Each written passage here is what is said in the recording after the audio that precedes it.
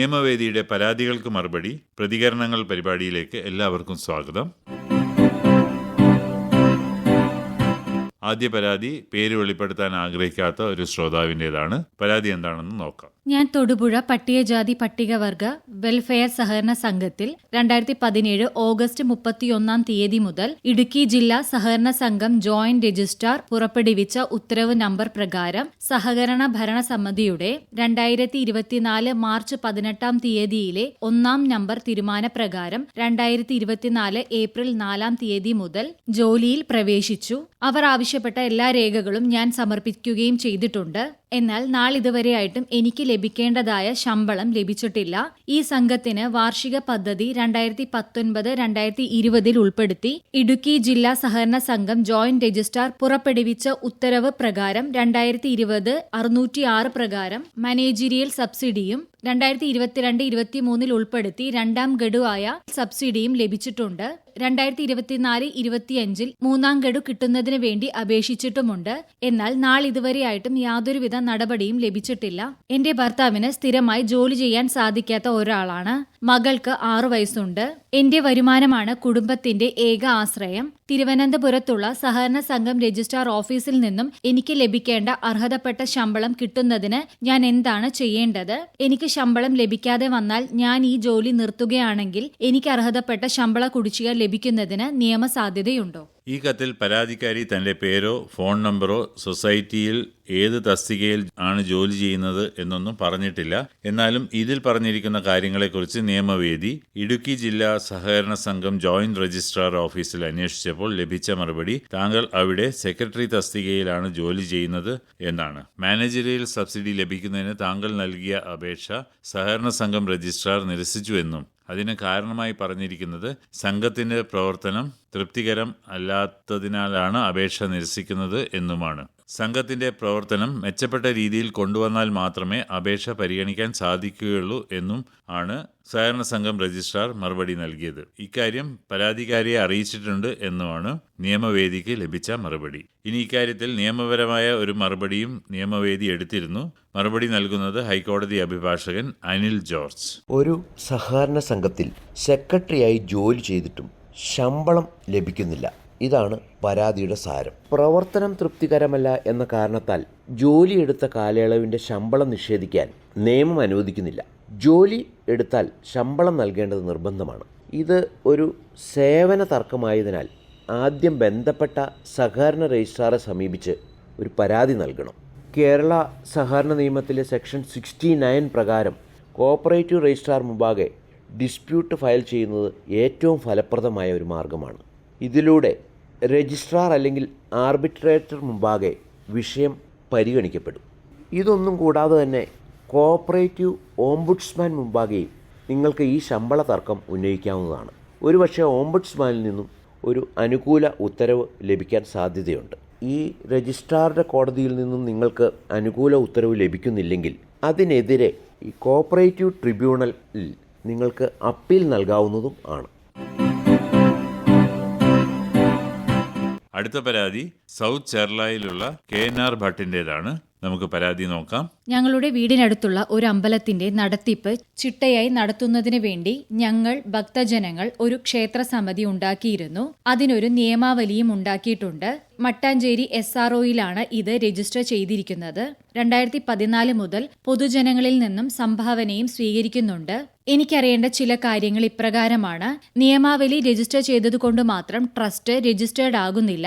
ആയതിന് എറണാകുളത്തുള്ള രജിസ്ട്രേഷൻ ഓഫീസിൽ രജിസ്റ്റർ ചെയ്താൽ മാത്രമേ നടപടികൾ പൂർത്തിയാകുകയുള്ളൂ. എന്നാൽ ക്ഷേത്രം ട്രസ്റ്റ് ആയതുകൊണ്ട് അതിന്റെ ആവശ്യമില്ല എന്നാണ് കേൾക്കുന്നത്. ഇത് ശരിയാണോ? ഏതെല്ലാം രേഖകളാണ് രജിസ്ട്രേഷന് സമർപ്പിക്കേണ്ടത്? ക്ഷേത്രത്തിന്റെ കണക്കുകൾ ഓഡിറ്റ് ചെയ്ത് എല്ലാ കൊല്ലവും പ്രദർശിപ്പിക്കേണ്ടതല്ലേ? അത് എത്ര മാസത്തിനുള്ളിൽ വേണമെന്നാണ് ഇതിന് നിയമമുള്ളത്? ക്ഷേത്രോപദേശക സമിതിയുടെ ചട്ടങ്ങൾ പാലിക്കാതെ പണപ്പിരിവ് നടത്താനാകില്ല. കേരള ഹൈക്കോടതിയുടെ ഒരു നിയമം തന്നെ ഇതിനായി ഉണ്ട് എന്നാണ് ഞാൻ മനസ്സിലാക്കുന്നത്. ഇതിൽ പറയുന്ന ചട്ടങ്ങൾ ഏതാണ് തുടങ്ങിയ കാര്യങ്ങൾക്ക് വ്യക്തത തരണമെന്നാണ് പരാതിക്കാരൻ ഈ പരാതിയിലൂടെ ആവശ്യപ്പെട്ടിരിക്കുന്നത്.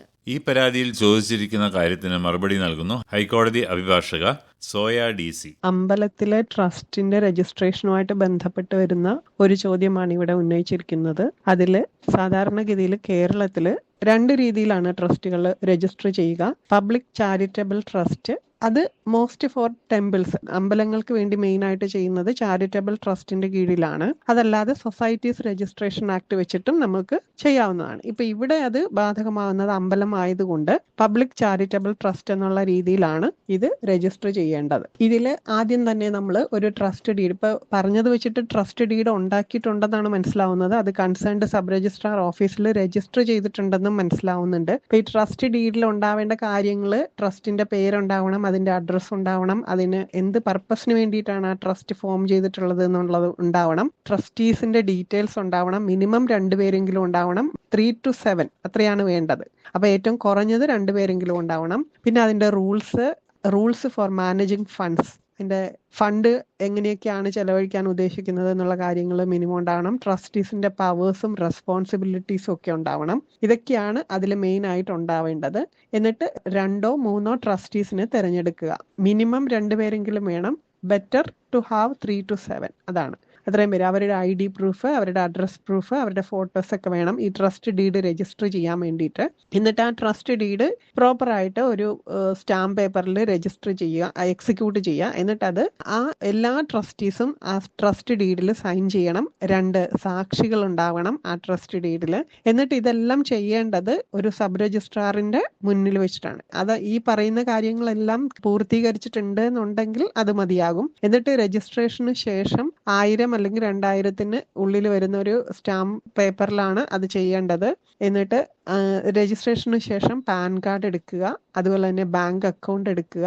ഇനി ഓപ്ഷണൽ ആണ്, പക്ഷെ റെക്കമെൻഡഡ് രജിസ്ട്രേഷൻസ് എന്ന് പറയുന്നത് ഈ 12A രജിസ്ട്രേഷൻ ഇൻകം ടാക്സിൽ, അതുപോലെ തന്നെ ATG സർട്ടിഫിക്കേഷൻ, അതുപോലെ GST രജിസ്ട്രേഷൻ, ഇങ്ങനെയുള്ള കാര്യങ്ങളെല്ലാം ചെയ്യുക. ഇനി അത് കൂടാതെ കണ്ട് നമ്മുടെ ഈ കേരളത്തിൽ വരുന്നത് എന്ന് പറഞ്ഞു കഴിഞ്ഞാൽ ടെമ്പിൾ റിലേറ്റഡ് ട്രസ്റ്റും അമ്പലങ്ങളുമായിട്ട് ബന്ധപ്പെട്ട ട്രസ്റ്റുകൾ വരുന്നത് ട്രാവൻകൂർ ദേവസ്വം ബോർഡിന്റെ കീഴിലാണ്, അല്ലെങ്കിൽ കൊച്ചി ദേവസ്വം ബോർഡിന്റെ കീഴിലാണ്. അപ്പോൾ അതിന് വേണ്ടിയിട്ടാണ് ഡിസ്ട്രിക്ട് രജിസ്ട്രാറുടെ അടുത്ത് പോയി ഇത് രജിസ്റ്റർ ചെയ്യേണ്ടത്. അപ്പോൾ അതിന് ഈ ട്രസ്റ്റ് ഡീഡിന്റെ ഡീറ്റെയിൽസ്, നിങ്ങൾ രജിസ്റ്റർ ചെയ്തിട്ടുള്ള ട്രസ്റ്റ് ഡീഡിന്റെ ഡീറ്റെയിൽസും, അതുപോലെ തന്നെ ബാക്കി നിങ്ങൾ എന്തെല്ലാം രജിസ്ട്രേഷൻസ് ചെയ്തിട്ടുണ്ടോ അതിന്റെ എല്ലാത്തിന്റെയും ഓരോ കോപ്പി അടക്കം ഡിസ്ട്രിക്ട് രജിസ്ട്രാറുടെ ഓഫീസിൽ കൊണ്ടുപോയി സബ്മിറ്റ് ചെയ്യുക. അപ്പോൾ അവിടെ നിന്ന് ഒരു ഡേറ്റ് നിങ്ങൾക്ക് ഫിക്സ് ചെയ്ത് കിട്ടും. ആ ഡേറ്റിനനുസരിച്ചിട്ട് അവിടെ ചെന്ന് രജിസ്ട്രേഷൻ നടപടികൾ പൂർത്തിയാക്കുക. ഇത്രയാണ് ചെയ്യേണ്ടത്. പിന്നെ അതിനുശേഷം ചെയ്യേണ്ട കുറെ കാര്യങ്ങൾ, അതായത് മിനിറ്റ്സ് സൂക്ഷിക്കുക, മിനിറ്റ്സിന്റെ പീരിയോഡിക്കൽ ആയിട്ടുള്ള റെക്കോർഡ്സും കാര്യങ്ങളും ഒക്കെ അവിടെ സബ്മിറ്റ് ചെയ്യുക. ഇതെല്ലാം ഈ ഡിസ്ട്രിക്ട് രജിസ്ട്രാറുടെ ഓഫീസിൽ കൃത്യമായി എഴുതി ഒട്ടിച്ചു വെച്ചിട്ടുണ്ട്, നോട്ടീസ് ബോർഡിൽ എഴുതി ഒട്ടിച്ചു വെച്ചിട്ടുണ്ട്. അപ്പോൾ അതനുസരിച്ചിട്ട് നിങ്ങൾ ഡിസ്ട്രിക്ട് രജിസ്ട്രാർ ഓഫീസിൽ ചെന്ന് കഴിഞ്ഞാൽ, അതായത് രജിസ്ട്രേഷൻ നടപടികൾ പൂർത്തിയാക്കുന്നത് വരെയുള്ള കാര്യമാണ് ഈ പറഞ്ഞത്. പൂർത്തിയാക്കി കഴിഞ്ഞാൽ എന്തൊക്കെ ചെയ്യണം എന്നുള്ളത് അവിടെ, അതായത് മിനിറ്റ്സും കാര്യങ്ങളും ഒക്കെ പീരിയോഡിക്കലി നിങ്ങൾ അവിടെ സബ്മിറ്റ് ചെയ്യേണ്ടതുണ്ട്. ഓരോ വർഷവും അല്ലെങ്കിൽ ഇത്ര മാസത്തിന് ശേഷം സബ്മിറ്റ് ചെയ്യണമെന്ന് അവിടെ എഴുതിയിട്ടുണ്ട്. ആ കാര്യങ്ങൾ കൃത്യമായിട്ട് പാലിക്കുക. അത്രയാണ് വേണ്ടത്. ഇനി 3ാമത്തെ പരാതി നോക്കാം. കണ്ടംകടവിൽ നിന്ന് നരേഷാണ് പരാതിക്കാരൻ. പരാതി എന്തെന്ന് നോക്കാം. എന്റെ മകൾക്ക് വേണ്ടിയാണ് ഈ കത്ത് എഴുതുന്നത്. മകൾ BDS കഴിഞ്ഞ് ഇപ്പോൾ MDSനാണ് പഠിക്കുന്നത്. മകളുടെ വിവാഹം ഉറപ്പിച്ചു. എന്നാൽ വിവാഹപത്രം കിട്ടുന്നതിന് വേണ്ടി കോഴ്സ് ചെയ്യണമെന്നാണ് ഞങ്ങളുടെ സമുദായത്തിൽ നിന്നും അറിയാൻ കഴിഞ്ഞത്. ഈ കോഴ്സ് പൂർത്തിയാക്കി സർട്ടിഫിക്കറ്റ് ലഭിക്കുന്നതിന് 10,000 രൂപയോളം നൽകണമെന്നാണ് പറയുന്നത്. കോഴ്സ് പൂർത്തിയാക്കി കഴിഞ്ഞാൽ 3,000 രൂപയോളം തിരിച്ചു തരുമെന്നും പറയുന്നുണ്ട്. മകൾക്ക് പരീക്ഷാ സമയമാണ്, അതുകൊണ്ട് തന്നെ കോഴ്സ് ചെയ്യാൻ പറ്റാത്ത സാഹചര്യവുമുണ്ട്. ഈ കോഴ്സ് ഓൺലൈനായി ചെയ്യുന്നതിന് അവർ അനുവദിക്കുന്നുമില്ല. ആയതിനാൽ ഞങ്ങൾ ധർമ്മസങ്കടത്തിലാണ്. ഞങ്ങൾ നൽകുന്ന തുക ഏത് ഫണ്ടിലേക്കാണ് പോകുന്നത് എന്നറിയില്ല.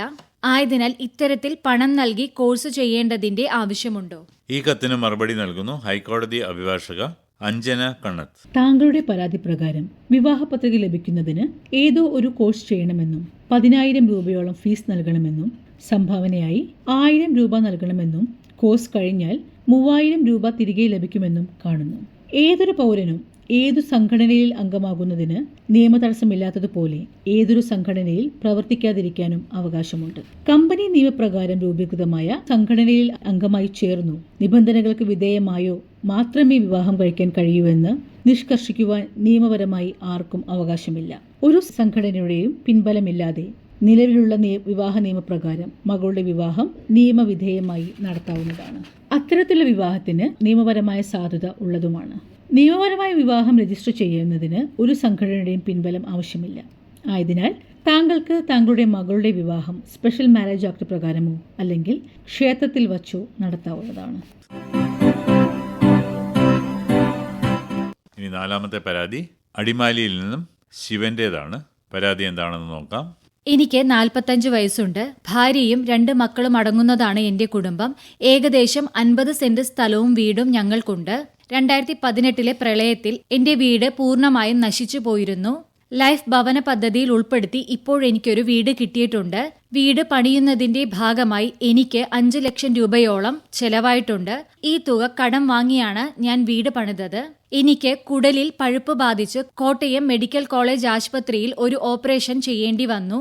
തുടർന്ന് പണിയെടുക്കാൻ പറ്റാത്ത സാഹചര്യമാണ്. വല്ലപ്പോഴും മാത്രമേ കൂലിപ്പണിക്ക് പോകുവാൻ സാധിക്കുകയുള്ളൂ. അതിനാൽ തന്നെ സ്വന്തമായി പാട്ടവ്യവസ്ഥയിൽ കുറച്ച് സ്ഥലമെടുത്ത് കൃഷി ചെയ്യണമെന്നാണ് ഞാൻ ആഗ്രഹിക്കുന്നത്. മക്കളുടെ വിദ്യാഭ്യാസവും വീട്ടുചെലവുകളും എല്ലാം കൂടി മുന്നോട്ട് കൊണ്ടുപോകാൻ പ്രയാസമാണ്. മറ്റു വരുമാന മാർഗങ്ങൾ ഇല്ലാത്തതിനാൽ കൃഷി ചെയ്യുന്നതിന് കാർഷിക ലോണിനായി പല ബാങ്കുകൾ കയറിയിറങ്ങി. എന്നാൽ എനിക്ക് ലോൺ തരാൻ സാധിക്കില്ല എന്നാണ് ബാങ്കിൽ നിന്നും പറയുന്നത്. എനിക്ക് മാസത്തവണ 5000 രൂപ വീതം തിരിച്ചടക്കുവാൻ പറ്റുന്ന വിധം 10 ലക്ഷം രൂപ ലോൺ കിട്ടുവാൻ എന്തെങ്കിലും നിയമമുണ്ടോ? എല്ലാ മാസവും കൃത്യമായി അടക്കുവാൻ എനിക്ക് സാധിക്കും. ഭാര്യ ഏലത്തോട്ടത്തിലാണ് പണി ചെയ്യുന്നത്. എന്റെ ഭൂമിക്ക് പട്ടയമില്ല. എന്നാൽ മറ്റു രേഖകൾ എന്റെ കൈവശമുണ്ട്. ആയതിനാൽ ബാങ്കിൽ നിന്നും ഒരു ലോൺ കിട്ടുന്നതിന് ഞാൻ എന്താണ് ചെയ്യേണ്ടത്? ഈ കത്തിൽ ചോദിച്ചിരിക്കുന്ന കാര്യത്തിന് മറുപടി നൽകുന്നു ഫെഡറൽ ബാങ്ക് മുൻ chief general manager KI Varghese. Shri Sivan നിയമവേദിക്ക് അയച്ച കത്ത് വായിച്ചു.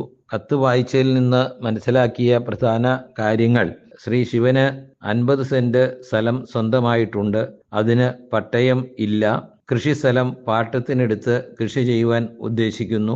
പല ബാങ്കുകളെയും സമീപിച്ചു. വായ്പ ലഭിക്കുന്നില്ല. 2 കുട്ടികൾ പഠിക്കുന്നു. 10 ലക്ഷം രൂപയാണ് വായ്പയായി ആഗ്രഹിക്കുന്നത്. വായ്പയ്ക്ക് ഒരു മാസം ബുദ്ധിമുട്ടില്ലാതെ 5000 രൂപ വെച്ച് തിരിച്ചടയ്ക്കുവാൻ സാധിക്കും. ഇത്രയും കാര്യങ്ങളാണ് കത്തിൽ നിന്ന് മനസ്സിലായത്. അപ്പോൾ ഒന്നാമതായി പറഞ്ഞ കാര്യം 50 സെന്റ് സ്ഥലം സ്വന്തമായിട്ടുണ്ട്. പക്ഷേ അതിനോടൊപ്പം തന്നെ സൂചിപ്പിച്ചിരുന്നു അത് ട്രൈബൽ ലാൻഡാണ്. അപ്പോൾ ട്രൈബൽ ലാൻഡുകളെ സംബന്ധിച്ചിടത്തോളം സാധാരണ ഭൂമി പോലെ ക്രിയവിക്രയം ചെയ്യുവാൻ സാധിക്കുകയില്ല. The Kerala restriction on transfer by and restoration of land to schedule tribes act 1999, അത് നേരത്തെ ഷെഡ്യൂൾ ട്രൈബ് ആക്ട് 1975 ആയിരുന്നു. അതിന് അമെൻഡ് ചെയ്തിട്ടാണ് ഈ 99 ഒരു നിയമം കൊണ്ടുവന്നത്. അപ്പോൾ അതനുസരിച്ച് ട്രൈബൽ ആയിട്ടുള്ള ആളുകളുടെ വസ്തു കൈമാറ്റം ചെയ്യുവാൻ പല റെസ്ട്രിക്ഷൻസും ഉണ്ട്. അതിൽ ഒന്ന്, ട്രൈബലിൻ്റെ പ്രോപ്പർട്ടി ആണെങ്കിൽ അത് വേറൊരു ട്രൈബലിന് മാത്രമേ ആ ലാൻഡ് ട്രാൻസ്ഫർ ചെയ്യാൻ സാധിക്കുകയുള്ളൂ. അതുപോലെ തന്നെ ഒരു ട്രൈബലിൻ്റെ ലാൻഡ് അങ്ങനെയല്ലാതെ വേറെ ആർക്കെങ്കിലും ട്രാൻസ്ഫർ ചെയ്ത് കഴിഞ്ഞാൽ അത് തിരിച്ച് പിടിക്കുവാനുള്ള അധികാരവും ഈ നിയമം വഴി നൽകുന്നുണ്ട്. അതുകൊണ്ടാണ് ബാങ്കുകളൊക്കെ ട്രൈബൽ ലാൻഡ് സെക്യൂരിറ്റി ആയിട്ട് എടുക്കുവാൻ വിസമ്മതിക്കുന്നത്. കൂടാതെ താങ്കൾ പറഞ്ഞു ഈ ഭൂമിക്ക് പട്ടയമില്ല എന്നും പറഞ്ഞു. പട്ടയമില്ലാത്ത ഭൂമിക്ക് വായ്പ കൊടുക്കുവാൻ ബാങ്കുകൾക്ക് ബുദ്ധിമുട്ട് ഉണ്ടാകും. പിന്നെ താങ്കൾ സൂചിപ്പിച്ചത് കൃഷിസ്ഥലം പാട്ടത്തിനെടുത്ത് കൃഷി ചെയ്യാൻ ഉദ്ദേശിക്കുന്നു. അങ്ങനെ പാട്ടത്തിനെടുത്ത് കൃഷി ചെയ്യുമ്പോൾ തീർച്ചയായിട്ടും അതിന് ബാങ്കുകളിൽ നിന്ന് വായ്പ ലഭിക്കും. അപ്പോൾ ആ വായ്പ തരുവാനുള്ള മാനദണ്ഡം അതിൻ്റെ സ്കെയിൽ ഓഫ് ഫൈനാൻസ് അനുസരിച്ചാണ്. ഏത് കൃഷിയാണ് ചെയ്യുന്നത് എന്നനുസരിച്ച് ഓരോ കൃഷിക്കും അതിൻ്റെ സ്കെയിൽ ഓഫ് ഫൈനാൻസ്, അത് state level technical committee SLTC എന്ന് പറയുന്ന കമ്മിറ്റി കാലാകാലങ്ങളിൽ ഓരോ കൃഷിക്കും എത്ര രൂപ വെച്ച് കൊടുക്കാൻ സാധിക്കും എന്നുള്ളത് അവർ നിർദ്ദേശിക്കാറുണ്ട്. അതിനാണ് സ്കെയിൽ ഓഫ് ഫൈനാൻസ് എന്ന് പറയുന്നത്. അപ്പോൾ ആ സ്കെയിൽ ഓഫ് ഫൈനാൻസ് അനുസരിച്ച് മാത്രമേ കൃഷി ആവശ്യങ്ങൾക്കാകുമ്പോൾ വായ്പ നൽകുവാൻ സാധിക്കുകയുള്ളൂ. അപ്പോൾ അതുകൊണ്ട് കൃഷി ആവശ്യത്തിന് ആണ് നിങ്ങൾ വായ്പ എടുക്കാൻ ഉദ്ദേശിക്കുന്നതെങ്കിൽ ഏത് കൃഷിയാണ് ചെയ്യുന്നത് അതിൻ്റെ സ്കെയിൽ ഓഫ് ഫൈനാൻസ് അനുസരിച്ച് ആ തോതിൽ മാത്രമാണ് വായ്പയായി ലഭിക്കുക. ഇപ്പോൾ കിസാൻ ക്രെഡിറ്റ് കാർഡ് എന്ന് പറയുന്ന ഒരു വായ്പാ പദ്ധതിയുണ്ട്. അതനുസരിച്ച് 2 ലക്ഷം വരെയുള്ള വായ്പകൾക്ക് ഈടില്ലാതെ തന്നെ ബാങ്കുകളിൽ നിന്ന് വായ്പ ലഭിക്കും. 2 ലക്ഷത്തിന് മുകളിലുള്ള വായ്പയാണെങ്കിൽ അതിന് വസ്തു അല്ലെങ്കിൽ മറ്റ് സെക്യൂരിറ്റികൾ ഈടായിട്ട് കൊടുക്കേണ്ടി വരും. പിന്നെ കൂടാതെ നിങ്ങൾ സൂചിപ്പിച്ചു നിങ്ങളുടെ 2 കുട്ടികൾ പഠിക്കുന്നുണ്ട്, അവര് ഏത് കോഴ്സിനാണ് പഠിക്കുന്നതെന്ന് വ്യക്തമായി കത്തിൽ പറഞ്ഞിട്ടില്ല. അല്ലെങ്കിൽ അവർ ഹയർ എഡ്യൂക്കേഷൻ ആണ് നടത്തുന്നതെങ്കിൽ തീർച്ചയായിട്ടും അവരുടെ വിദ്യാഭ്യാസത്തിന് വേണ്ടി വിദ്യാഭ്യാസ വായ്പ ബാങ്കുകളിൽ നിന്ന് സെക്യൂരിറ്റി ഇല്ലാതെ നിങ്ങൾക്ക് ലഭിക്കുന്നതാണ്. അങ്ങനെ കുട്ടികളുടെ പഠനത്തിനുള്ള ചെലവുകൾ വായ്പയായി നിങ്ങൾക്ക് ലഭിക്കും. കൂടാതെ നിങ്ങൾ കത്തിൽ സൂചിപ്പിച്ചു നിങ്ങൾ 10 ലക്ഷം രൂപയാണ് വായ്പയായി എടുക്കാൻ ആഗ്രഹിക്കുന്നത് എന്ന് തന്നെയുമല്ല, ആ എടുക്കുന്ന വായ്പയ്ക്ക് 5000 രൂപ വെച്ച് ഓരോ മാസവും ബുദ്ധിമുട്ടില്ലാതെ തിരിച്ചടയ്ക്കാൻ സാധിക്കും എന്ന് നിങ്ങൾ കത്തിൽ സൂചിപ്പിച്ചിരുന്നു. അപ്പോൾ നോക്കുമ്പോൾ ഒരു 10 ലക്ഷം രൂപ ബാങ്കിൽ വായ്പയായിട്ട് എടുക്കുകയാണെങ്കിൽ 3 ലക്ഷത്തിന് മുകളിലുള്ള വായ്പയ്ക്ക് ഇന്ന് ബാങ്കുകൾ ചാർജ് ചെയ്യുന്നത് 11നും 12നും ഇടയ്ക്കുള്ള ശതമാനമാണ്. അങ്ങനെ 11നും 12നും ഇടയ്ക്ക് ചാർജ് ചെയ്യുമ്പോൾ അല്ല സബ്സിഡി ആയിട്ട് ലഭിക്കുന്നത് 5%. അപ്പോൾ അങ്ങനെ വരുമ്പോൾ 11% നിങ്ങൾക്ക് വായ്പയായി ലഭിക്കുന്നതെങ്കിൽ സബ്സിഡി 5% കഴിച്ച് നിങ്ങൾ ബാങ്കിലേക്ക് പലിശയായി കൊടുക്കേണ്ടത് 6%. അപ്പോൾ 6% 10 ലക്ഷം രൂപയ്ക്ക് ഒരു മാസം പലിശ ഇനത്തിൽ തന്നെ 5000 രൂപ വരും. അപ്പോൾ നിങ്ങൾ 5000 രൂപ വെച്ച് ഒരു മാസം വായ്പയിലേക്ക് തിരിച്ചടച്ചു കഴിഞ്ഞാൽ അതിൻ്റെ മുതലിലേക്ക് ഒന്നും തന്നെ അടയ്ക്കുന്നുണ്ടാകുന്നില്ല. അപ്പോൾ ഈ വായ്പ നിങ്ങൾക്ക് തീർക്കുവാൻ ഒരു പ്രകാരത്തിലും സാധിക്കുകയില്ല. അപ്പോൾ അതുകൊണ്ട് 10 ലക്ഷം രൂപ ലഭിക്കണമെങ്കിൽ അതിൽ കൂടുതലായിട്ടുള്ള എമൗണ്ട് നിങ്ങൾ മാസം തോറും തവണകളായി അടയ്ക്കേണ്ടി വരും. എന്ന് തന്നെയുമല്ല, അതിന് വേറെ ഏതെങ്കിലും വസ്തുവോ മറ്റ് ഏതെങ്കിലും സെക്യൂരിറ്റികളോ അതിന് ചാർജായും കൊടുക്കേണ്ടി വരും എന്ന് ആണ് എനിക്ക് അറിയിക്കുവാനുള്ളത്. അപ്പോൾ തീർച്ചയായിട്ടും 2 ലക്ഷം വരെയൊക്കെയുള്ള ഒരു ലോണാണെങ്കിൽ ബാങ്കുകളെ സമീപിച്ചു കഴിഞ്ഞാൽ തീർച്ചയായിട്ടും ഈടില്ലാതെ വായ്പ ലഭിക്കാനുള്ള സാധ്യതയുണ്ട്. അപ്പോൾ അതുകൊണ്ട് ഏതാണ് നിങ്ങൾക്ക് അനുയോജ്യമെന്നത് ആലോചിച്ച് ബാങ്കിനെ സമീപിച്ചു കഴിഞ്ഞാൽ വായ്പ ലഭിക്കുവാനുള്ള സാധ്യതയുണ്ട്.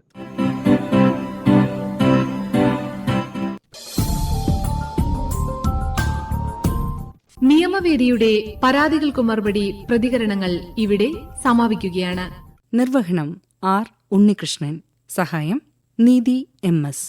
അവതരണം ആകാശവാണി കൊച്ചി FM 102.3. ഈ പരിപാടിയിലേക്ക് കത്തുകൾ അയക്കേണ്ട വിലാസം: പരാതികൾക്കു മറുപടി പ്രതികരണങ്ങൾ, care of station director, Akashvani Kochi 21. നിയമവേദി ബുധനാഴ്ചകളിൽ രാവിലെ 8:05 ഞായറാഴ്ചകളിൽ രാത്രി 9:30. ഓരോ ആഴ്ചയിലും പ്രക്ഷേപണം ചെയ്യുന്ന നിയമവേദി പരാതികൾക്ക് മറുപടി പ്രതികരണങ്ങൾ കേൾക്കുന്നതിനായി Akashvani Kochi FM YouTube channel സന്ദർശിക്കുക. മുൻ ആഴ്ചകളിലെ പരിപാടികളും അവിടെ ലഭ്യമാണ്.